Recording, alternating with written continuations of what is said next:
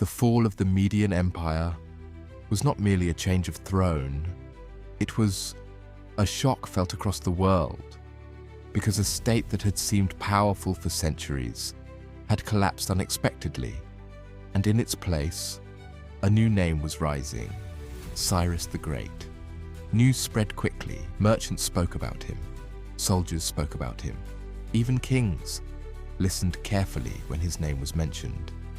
Because throughout history, there are victories where people become curious not only about the result, but about the person who achieved it.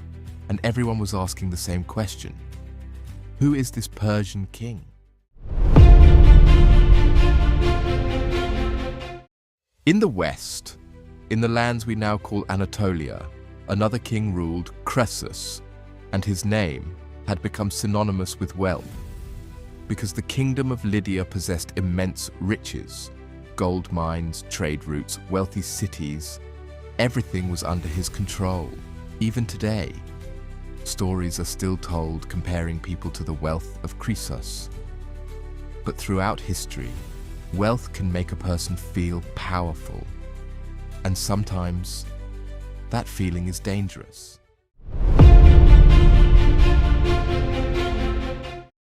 When Cyrus heard about the rise of Cyrus, he became concerned, because powerful rulers do not like new powers emerging. So before going to war, he sought signs from the gods. He consulted one of the most famous oracles of the ancient world, the Oracle of Delphi. And the answer he received was this: if you attack the Persians, a great empire will fall. When Cyrus heard this, he smiled, because he believed the empire that would fall was Persia. But sometimes, people do not truly hear prophecies, they only hear what they want to hear.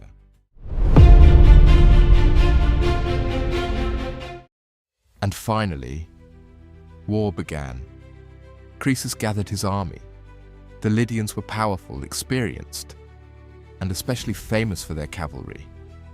Many believed the Persians could not win this war, because Cyrus's rise had been so sudden. And people often believe that powers which rise quickly will also fall quickly. But there was something they did not understand. Cyrus was not only brave, he was extraordinarily intelligent. Many kings simply fight wars, but some leaders try to understand war itself. Cyrus was exactly that kind of man. He was not focused only on strength. He studied his enemy, how they thought, why they acted, where they would make mistakes. That is why his wars were never only battles of strength, they were battles of the mind.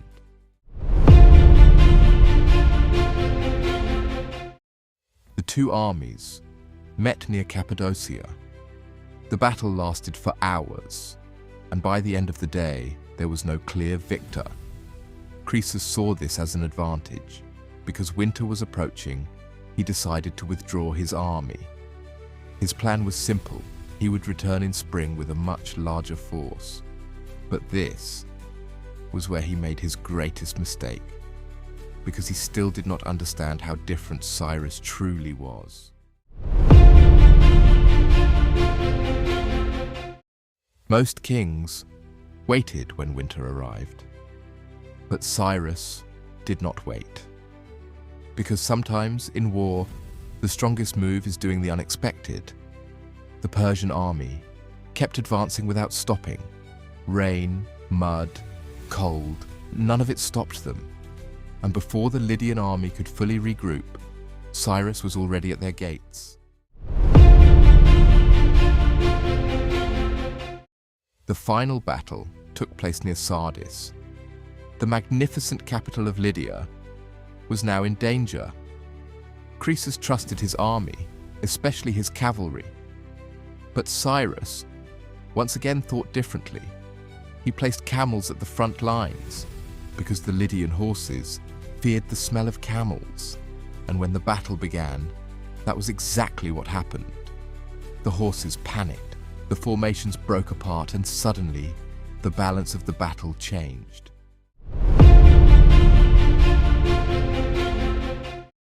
In the end, Croesus was defeated, and the kingdom of Lydia became part of the Persian Empire. This victory did not only bring Cyrus new lands, it gave him something else: reputation. Now people no longer saw him simply as powerful, they saw him as dangerous because he was unpredictable.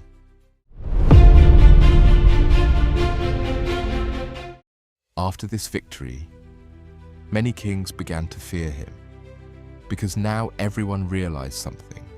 This Persian king was not going to stop. And the most frightening part was this: with every victory, he became even stronger. His army grew, his wealth increased, and more people united around him. Because victory attracts people, and Cyrus had become the center of victory itself.